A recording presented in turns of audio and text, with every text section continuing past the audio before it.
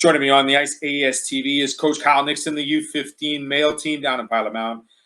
Kyle, a little bit of a quieter weekend, but still a very difficult game on the Friday night versus the rink. The travel up to Winnipeg, not a long bus trip, but do you feel that it's hard for a young team to get used to that road leg sense and getting rid of the road legs as quick as possible? Yeah, I think that being on a bus and then having to figure out how to go through a routine that gets you prepared to play has been a part of the learning process. But this hasn't been our first bus trip. We went into the city pretty much right out of the gate to play the rink in some exhibition games. We've traveled shorter trips to Souris. We've been on the bus more than we've been at home. So I don't think at this point it's something that should be an excuse for us. And I think we get there with a lot of time to be prepared to focus mentally and to do a dynamic warm up and to go through the whole process. So I don't know if that's necessarily a reason for slow starts or of lack of success against some of those teams more than it's just a team like the Rink and Edge last weekend. They're elite teams that have guys that are almost fully developed in the top age of our league, and it's tough for us to compete against those teams at this point in the year. We're just building, and we're trying to get to that level, and that's not something that's going to happen right away. Certainly getting the boys together early September, right around that 7th of September date. Now we're looking almost the end of October, 12 games under your belt, good mix of exhibition and now some league play. Tell us some of the highlights of the first couple of months for you, Kyle, with Coach Danny as well, of what you've liked from the group of young boys on the ice through the first couple of months. I think initially it was for myself and Danny getting comfortable with the routine, and then those kids the same thing, not being at home and understanding what it's like to be at the rink in the mornings, go to school all day, work out after school. So I've been impressed with our work ethic on a consistent basis, with the attitudes of the guys when they're together, trying to get better, stronger as hockey players, and then also trying to take school as seriously as possible. There's been a lot of learning and teachable moments on and off the ice, but you start to see some gradual improvement. And I think the fact that we're just kind of in the middle to the end of October, there's been some positive signs of growth as athletes and as human beings, which you'd hope to see, but still a long way to go and still relatively early in the year. Speaking about early, we don't have. I mean, we have a routine set up prior to school days. I mean, practices in the morning. Would it be beneficial, you think, to have maybe some of those evening practices so they get used to what a day is prior to, and then getting on the ice, and then having those similar practice times at the same time as game times? Yeah, there might be some value in that. I think for us, when we have our game days, it's not just the fact that it's in the evening. The whole structure of our day changes if we have team meetings, if we do off ice activities before to make sure guys are up and out of bed and functioning all day. They're not just kind of sitting around and things like that. So if we really wanted to practice a game day, I think it would be more than just practicing in the evenings. For right now, where we're at with learning how to execute as a team 5-on-5, getting our intensity in practice to a game level, I think those are things that we shouldn't have any problems figuring out in the morning. So we'll stick with what we're doing, I think, for right now, and maybe later on in the year, if we need to change things a little bit, simply to change things might actually be good as these kids kind of go day to day in very similar fashion. So might be something we look at, but for right now, I think the way we're doing things should give us a chance to get better. Okay, I'm going to ask you your first, not skill testing question of the night, Kyle, but I'm going to ask you if you had to. I'm thinking of the word, and the word I'm thinking is peppered. Are your goaltenders getting too peppered? And how do we get them some more help? Yeah, I mean, you look at the two games we played recently against the Rink and Edge. They see a lot of shots, but over the course of the whole year, I mean, we haven't been getting outshot 3, 4, 5-1. Maybe we get outshot a little bit against some of the AAA teams in the exhibition games. I think we outshot a few of them. The games in Notre Dame where we split, The first game was maybe the first period didn't go that well, but there was some balance the rest of the game. And then same thing in the second game. I think they outshot us by maybe 10, 12 shots, which isn't a crazy gap. So yeah, last Friday, the goalie that we started played 2 periods, played pretty well. And I mean, at some point, obviously goaltending is not the problem there. So we put in our second goalie. Not we don't really have like a 1A or 1B. We just have two goalies that are actually quite good and give us a chance to win. So he went in the third and he got some action too. So it's the same speech to them though. Like I get it. It's tough as a goalie to look at your stats or to realize you've given up a decent amount of goals, but they're going to get better by taking shots from guys that are different than what they see in practice and some of the bigger bodies that I'm assuming are going to get drafted into some level of junior hockey. So if our goalies get comfortable facing those type of shots early in the year, and our guys get comfortable and kind of learn how we can be more competitive, I mean, hopefully around Christmas time in the second half of the year, we can kind of put it all together and have close games. Speaking of close games, like you mentioned a couple of weeks back, you visited Wilcox, Saskatchewan. You found out that there is a grain elevator and one light there. They come to town for Halloween weekend. Kyle, any special festivities to welcome the Hounds into Pilot Mound at Blackjack Stewart Arena, or what's the game plan for the two games this weekend? I hope the only special festivity or special part of the weekend is that we can offer them some competitive games. So that's our mindset for right now. And yeah, I think the game plan for us is just to try to look back on what helped us be competitive with them when we did go to Wilcox and be focused this week in practice of some of the stuff we've learned playing against the rink and edge, that you have to work hard defensively and you have to be in the right spot and you have to try and make plays under pressure. So that's not going to be any different for us against Notre Dame. And I think if we can get there this week at practice and be excited to play at home, we haven't been at home in a while, so I think that'll be fun too. That brings you to my next point, Kyle. The tricks won't be so much on the ice, rather the treats will be the attendance and the fans in the stands. How much different is it for a group of U15 guys to play in front of the home barn, as opposed to being on the road so much and not really having that fan support? I think for these kids, they should be pretty excited to just play games every chance they get, even to go back to the fact that all hockey players everywhere didn't have opportunities to play for over a year. So whether we're here or whether we're on the road, I think the excitement is the same. And the fact that there's referees and they're keeping score and there's another team out there, I think our guys look forward to that.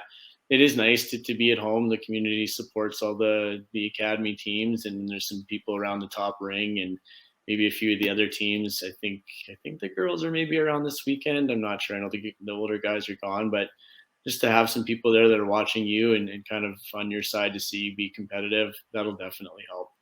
Some home cooking will be served up, maybe a couple of O. Henrys, maybe a couple of OMGs, who knows. The bottom line is 2 home games for the U15s against Notre Dame this weekend at Blackjack Street. You can find out game times and the dates on pilotmounthockeyacademy.com. Before I let you go, Kyle, a couple more things. Many hands make light work. Still lots of work to get done. But one thing is for certain, the boys finally get into their dressing room. How special was that moment? I know there's a little bit of work still to get done, but what does it finally feel like for this crew to get their own dressing room? And how does that, resonate well with them? Yeah, they're excited. I think it just makes these guys should feel like they're even more, not they didn't feel like they weren't a part of the academy, but the older guys have their own room, the girls have their own room, and now we do too. So I think it helps them feel just as important, and it's another piece that we can add to learning about responsibility and making sure that room doesn't look new for a week and it stays in great condition over the course of the year. So I think that's a point of pride for them, and they should be excited to kind of have their own space. It just makes it seem like it's a little bit more real. So we'll be coming from upstairs this weekend. So hopefully we can just make it downstairs without an injury. You'll make it down the stairs and then some. When that carpet gets laid down, Kyle, are you going to have to lay down some dressing room laws with the guys? I mean, no stepping over the logo, no garbage left on the floor, those kind of rules? Or is that something that's going to be self-administered by the crew of the 15s?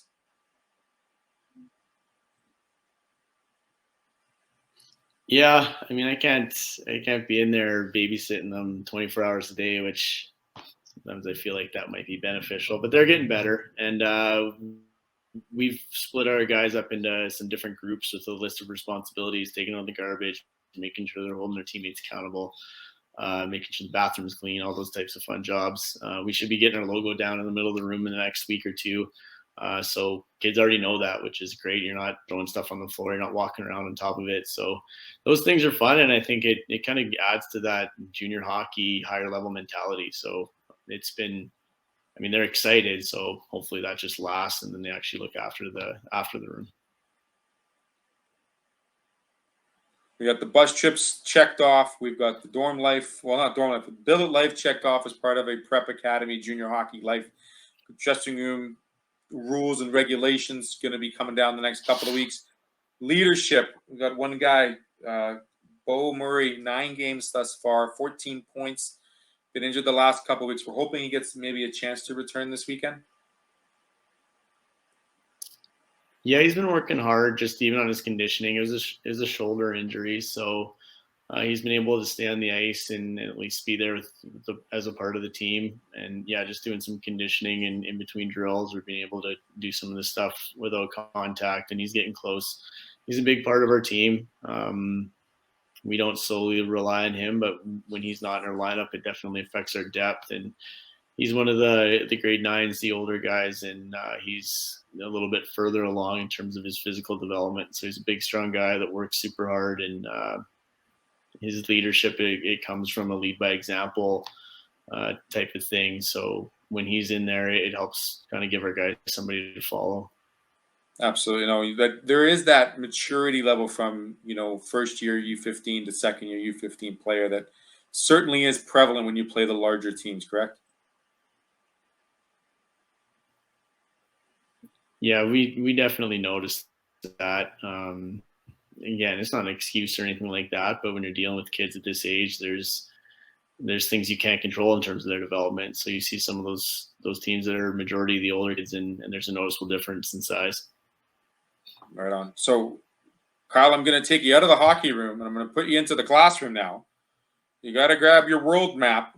We're going to do some questions. No problem, Kyle. We're going to take you out of the class, so we're going to take you off the ice. Enough drilling on the ice questions. We're going to put you into the classroom. We're going to ask you some geography. Ready? You ever been to Taiwan? I have not. How about Campbell River, British Columbia? I've been on the island, so I've actually could say that I've been in the area, but not specifically to Campbell River. Okay. So next question I have for you, Kyle. Which distance is farther? Is it Rankin Inlet, Nunavut, or is it Alameda, California? I feel like honestly, Pilot Mountain could literally be right in the middle of those two spots. But yeah, one's pretty far north, one's pretty far south. So I'll say California just because it's a little more west, but it's definitely not in the Pilot Mountain area. Certainly not in the Pilot Mound area. No. The reason why I bring those up is because those are the 4 distances that are probably furthest from Pilot Mound. Was there any type of nuances or feelings of home that got brought to Pilot Mound from those 4 places from those players? Um, like I don't know if there's been. Honestly, I don't really feel like there's been a ton of,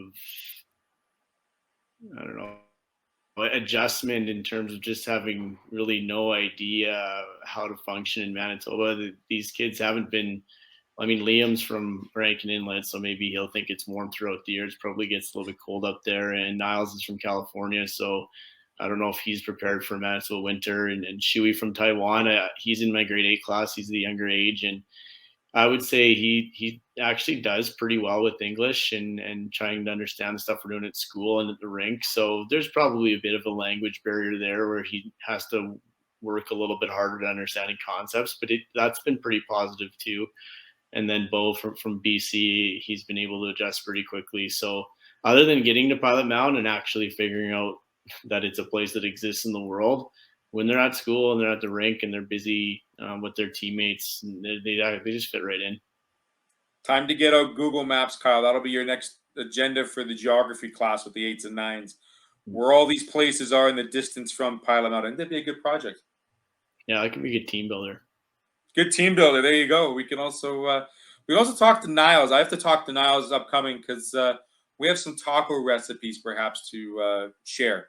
Living in California for 6 or 7 years, I'm gonna have to grill him on some of the spots I used to roll down in Alameda. So Nice. never been to Rankin Inlet, so we won't. I don't know what's going on up there, but nonetheless, we'll talk about some noodles with Shuey, and we'll have some wonderful discussions about spices and all over the world. So, Kyle, I want to thank you very much for joining me tonight. I know you got a busy weekend ahead. Check them out this weekend. Notre Dame comes to town. Blackjack Stewart Arena. The U15 boys finally get to serve up some Halloween trick-or-treat and home cooking on AST. We'll have those games for you as well. Kyle, thank you very much. Good luck this weekend, and hopefully the boys play well. Thank you very much. Right on. This has been ASTV on the ice here on ASTVProductions.com. Thanks for watching, bringing more goodness to the greatness. As always, take care of your friends, your family, your neighbors, and stay safe out there. Have a great one, everyone. Take care. Welcome to Pilot Mountain Hockey Academy, your world-class academic and hockey training facility created to maximize each student's athletic and academic potential.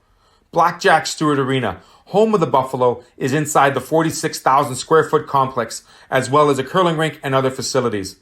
The students have a unique combination of successful, well-rounded education at Pilot Mountain Collegiate Institute and the professional hockey training in an encouraging community. The years of experience of on-ice coaching propel our students to the next level, both mentally and physically, in a professional environment.